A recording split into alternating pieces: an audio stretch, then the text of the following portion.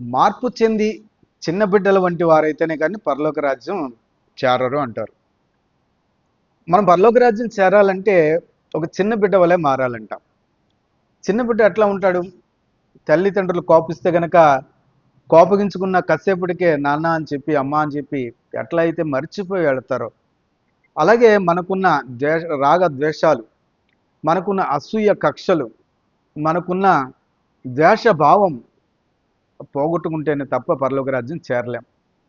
ఎంత భక్తిపరులైనా, ఎన్ని విషయాల్లో ఆ, తరాస్థాయిలో ఉన్న, అనేక విషయాల్లో మంచి పేరు సంపాదించుకున్న, అనేక కార్యక్రమాలు చేపట్టిన, అనేక పుణ్యకార్యాలు చేసిన, మీ మనస్సుకు నచ్చినట్లుగా ఎన్నో తృప్తికరమైన కార్యక్రమాలు నెరవేర్చినప్పటికీ కూడా చిన్న బిడ్డల వంటి మనస్తత్వం ఉంటేనే తప్ప మోక్ష మార్గానికి వెళ్ళరు అని చెప్తున్నారు ప్రభు. కనుక ఆ చిన్న బిడ్డ తత్వం మనకు కావాలి. చూడండి, ఊహ తెలియక ముందు ఉండే స్వభావం ఎట్లా ఉంటుందో ఆ స్వభావంలోకి వచ్చినప్పుడు మాత్రమే మనం ఎవరినైనా క్షమించగలుగుతాం, ప్రేమించగలుగుతాం. కక్ష కార్పణ్యాలు ఉండవు, ఆస్తి తగాదాలు ఉండవు, ఉమ్, ద్వేషభావాలు ఉండవు, ఏమి ఉండని కల్మషం తోచని పరిస్థితి అక్కడ.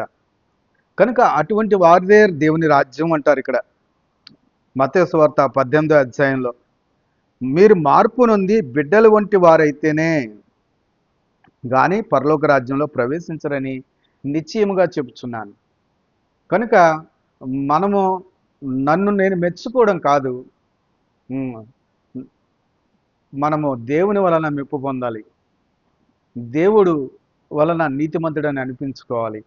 కనుక అందుకోసం మనం ప్రయత్నం చేయాలి. అప్పుడే పరలోక రాజ్యానికి వారసులం అవుతాం. అలా ఉండడానికి ప్రయత్నించడంలో ఎంతవరకు సఫలీకృతం అయ్యాం అనేది మనం చూసుకుంటే కనుక తప్పులు దొరుకుతాయి. శరీరం ధరించుకుని ఉన్నాం. మానవ సహజంగా ఎక్కడైనా పొరపచ్చులు జరిగితే ఆత్మ ద్వారా మీరు దానిని నియంత్రించుకొని మీ మనస్సు మీ మీద దోషారోపణ చేసినప్పుడు దేవుని ఎదుట అది సమ్మతిపరచుకోండి అని చెప్పి రాశారు 1వ యోహాను పత్రికలో.